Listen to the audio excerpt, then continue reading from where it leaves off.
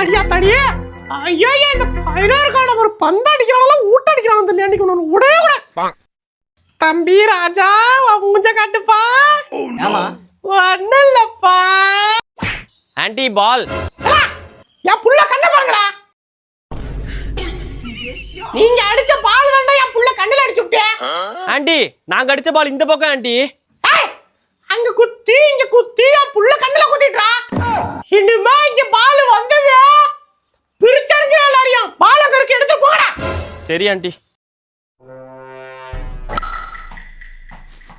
ஐயா திருந்த மாட்டான புளிய உணுவா. ஆன்ட்டி பால். உன் பாலை பாக்குறது எனக்கு வேலையா? அந்த பக்கம் தான் போனிச்சு எடுத்துட்டு கிளம்பு. என்னடா பாலை காணோம். சரி வாங்க காசு போட்டு ஒரு புது பால் வாங்கிரும். ஓ புது பாலா? வா வா வா வா. ஆன்ட்டி பால். பாலா அங்கதான்டா போனிச்சு போய் பாருங்க.